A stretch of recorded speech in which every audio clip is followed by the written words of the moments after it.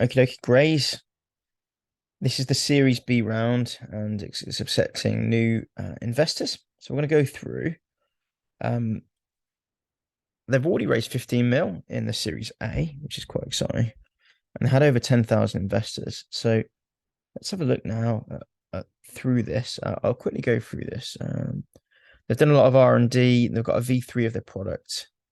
So we're going to visit the investment page right now. I'm going to go through some stuff right now.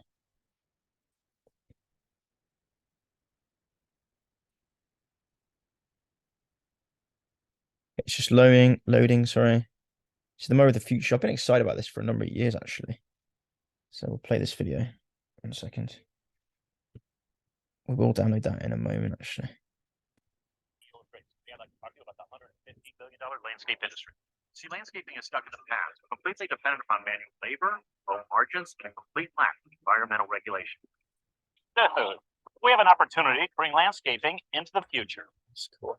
Welcome to Graze HQ, and what started here in our own backyard is going national. Yeah, it's cool. Because Graze goes wherever grass grows. Yeah, integrated software and hardware. Automated lawn mowing is so cool.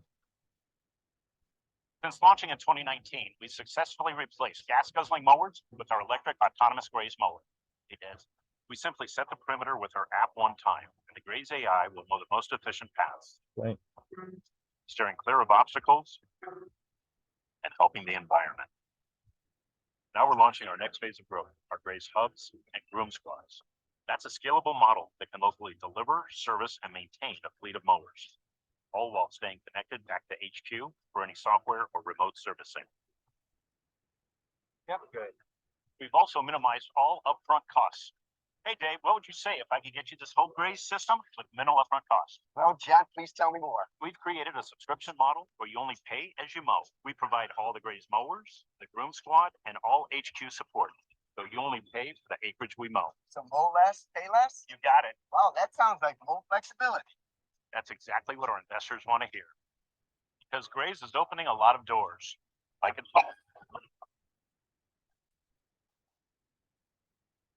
at municipalities. Like that. And of course, golf courses. Nice Golf shot. courses, that makes sense. Thanks, John. With our rapid mower manufacturing, Graze hub, That's and really the groom good. squad expansion, we are positioned to mow all of America. Past is now behind us because Graze goes where the grass grows. Graze goes where the grass grows, like that. That's good. All right. Cool.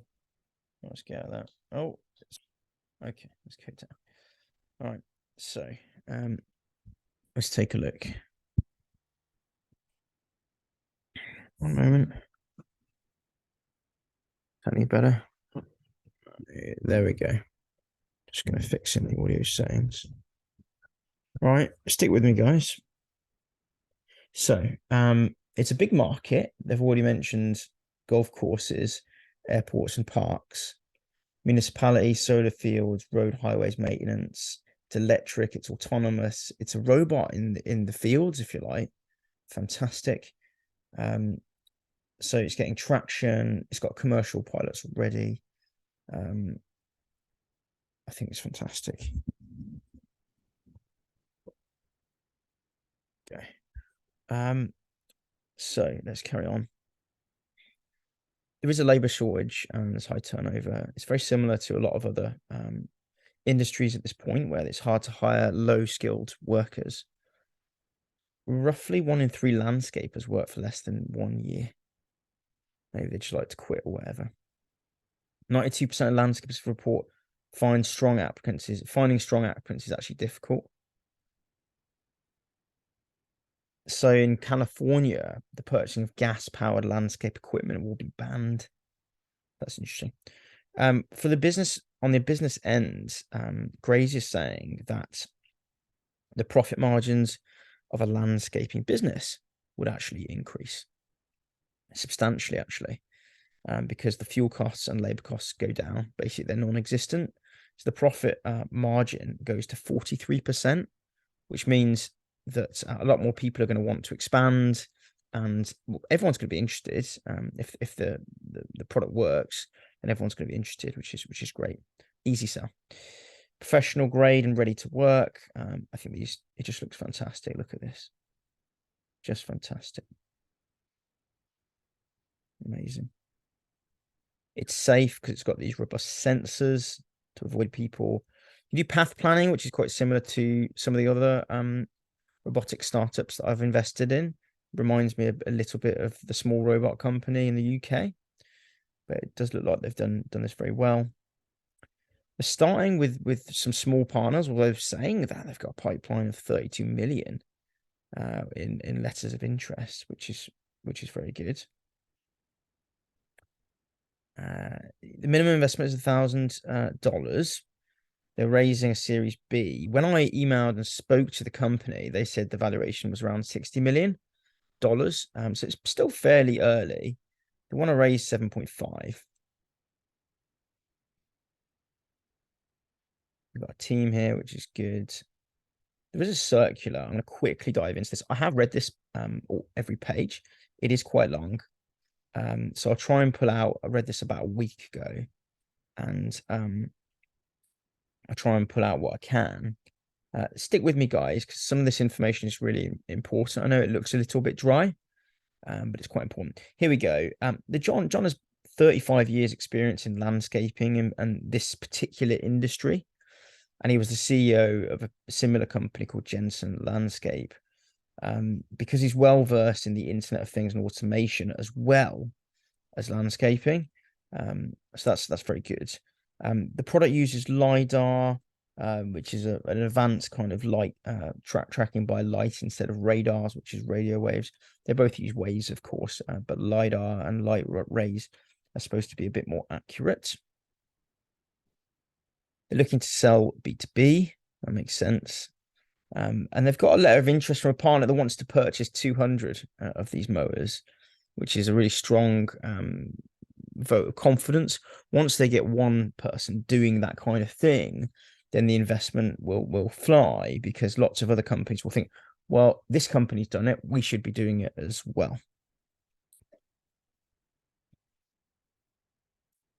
So they said the top 100 commercial landscaping companies generate 11 billion. If they can get 40% margins from that instead of the 3 or 4% they're getting at the moment, then they'll be making 4 billion in profit, as opposed to 400 million or whatever. So it's a pretty big, substantial market that these guys could be going after. There are risks with this. It's very early stage.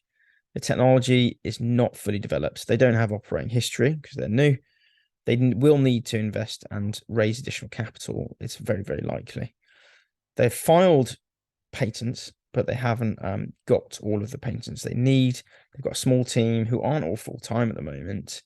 They could be affected by product liability, personal injury, and things like that. There's a lot of risks here. Let's look at the details. Maximum of 1 million common shares.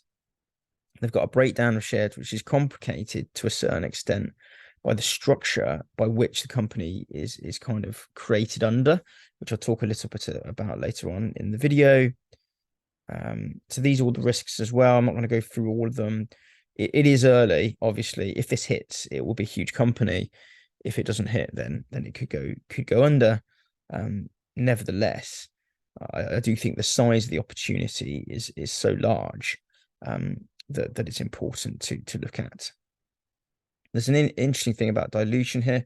Guys, dilution is only a problem when there's a down round. What that means is when the company valuation goes down, then existing shareholders, no matter how big or small they may be, will have their stake on paper diluted. When the next rounds the valuation goes up, your percentage that you own goes down, but the overall value of the shares that you own goes up. So it's only really you only really get impacted in a down round, i.e., if it goes from 60 million to 60 billion, then your investment's gone up 100x. Yes, the holding that you have on percentage terms in number of shares will have gone down. Still, if you invested, $1,000, it'd still be worth $100,000. So I don't really look at this in too much detail. And you can dig into this if you so please, but it's something I'm not going to look at right now. Net tangible book value, if they raise 7.5, they'll be worth just above that. This is because that there isn't a lot of value in the company at the moment from on a book level. But if you think about it, they've developed an amazing AI lawnmower, and they have they have a lot of interest already. So I think there's quite a bit of value in this company already. So I don't know if I can't see anything here about net book value. They're putting their net book value at a small amount actually here. Even if they raise 500,000, they're saying that the net book value is only 72,000 above the 500,000. But personally, I think it's much higher than that, because to get to a product that they've got at the moment, I think it's probably worth 500,000, if not 1,000,000, if not more, just from the man hours that they've put in. Okay, so if they raise the full amount, there'll be a bit going to the company that's helping them raise. That's fine. Blah, blah, blah, blah, blah. They have a good team. It's safe. It's smart. The market is absolutely huge. There's a growing do-it-for-me market instead of DIY. So they may even be able to get B2C potentially in the future. They've got great hardware. The navigation uses a range of different things. The charging means that it would be available for 8 hours per charge, allowing for up to 30 acres to be mowed per charge, which is amazing. They believe that their mower will resonate with existing companies because of the margins. They typically get 4 to 10%. So going back to that calculation of 11 billion a year, maybe companies will be making about 500 million to 1 billion, and then it will increase to 50%. So it could be 5 billion of that 11 billion will be profit. So it's incredibly profitable. So that's why I think people will be interested in this. They do face competition from big companies like John Deere, and there's a few others, Toro, Wright, etc. But there's a combination of software involved in this, and Toro have acquired Left Hand Robotics, but they're gas powered and these guys are electric. That's maybe not such a big deal. I think once one of these companies starts to build an electric based automated mower, I think a lot of the others will follow. Nevertheless, it looks like Toro is going down the gas powered route, so maybe competition is low at the moment. So they have non-binding letters of interest worth 358 mowers, which is $32 million. That's pretty good. The customer they're looking at are large landscape providers, golf courses, global landscapers as well. Now they're part of Wavemakers. This is what I was going to mention later on. Wavemakers is a kind of VC dedicated towards robotics and automation. For anyone that follows my channel, you'll know that I've backed a few of their companies: Nomi Robotics, Miso Robotics, and of course Graze is another one. So they have a network of other of other angel investors and whatnot. That puts this company in really good stead to continue to raise substantial funds. There might be some downsides to this, but at the moment I see upsides. Now, you can see this in both ways. Future Labs is the company that Buck Jordan owns, I believe, or is a significant holder of. And this is basically Wavemaker to a certain extent. There's a correlation there, and they've backed them basically. They've got loans. The company have loaned money to this company, and indeed I think Graze has loaned money to other companies as well. So it gets a little bit confusing. But at the end of the day, as these companies raise capital, they're able to pay off any of these loans. Because if you look at the loans, they're fairly small amounts. 50 grand here. There's an $1 million rate loan here, but Graze raised 15 million last time. and it's fairly. I'm fairly confident they'll raise over 10 million in this round, maybe even 20 million. I've got some information on the team here. You can always pause the video here and read that if you like, or you can rewind. Here's some compensation. They're not making very much money at the moment, so they're not paying people money at the moment either. I'm sure that will go up in the future. As you can see, Buck Jordan or James Jordan has quite a lot of the shares here. If you include the future fund, there's about 4 million shares he holds, whereas the CEO only holds about 13,000. But there's some other stock. John Clay owns some common stock of about 1 million shares right there. So that's an interesting share structure, but it's probably not too dissimilar to venture capital. Venture capital would own companies and you know, I guess the platform of like Wavemaker and even this investment platform, I think they own.